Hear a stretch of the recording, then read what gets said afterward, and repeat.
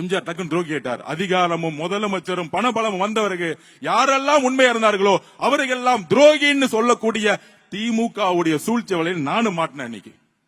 ஆனா வந்த பிறகு எல்லா துறையிலும் ஊழல் செய்யும் பொழுது ஆதவர்ஜுனா விளிம்பு நிலை ஒடுக்கப்பட்ட மக்களுக்கு கூட திருமாவளவனோடு சேர்ந்தேன். அண்ணன் திருமாவளவனுக்கு தெரியும் நான் ஏன் கட்சியில் சேர்ந்தேன் என்ற உண்மை தெரியும். அவர் என்னைக்கு என்ன விட்டு கொடுக்க மாட்டார், அவரும் என்னைக்கு விட்டு கொடுக்க மாட்டார். இப்ப கூட பாருங்க, அவர் அனௌன்ஸ் பண்ணாரு வேட்பாளர்களை. நான் இதுதான் சொன்னேன், அண்ணன் மாநில அரசியலுக்கு வாங்க, சட்டசபையில எல்லாம் முட்டா பசங்க எல்லாம் உட்காந்துட்டு இருக்காங்க, உங்களை மாதிரி அறிவாளிங்க தயவு செய்து சட்டசபைக்கு வரணும் அப்படின்னு நான் அந்த கட்சியில் இருக்கும்போது சொன்னேன்.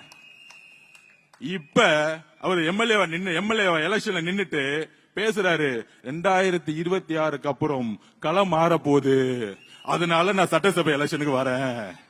இதை உருவாக்கியது எங்கள் தலைவர் விஜய் அவர்கள். அண்ணன் திருமாவளவன் சட்டசபை தேர்தலுக்கு மாநில அரசியலுக்கு திரும்பியதற்கான காரணம் எங்களுடைய தலைவர் விஜய் அவர்கள்.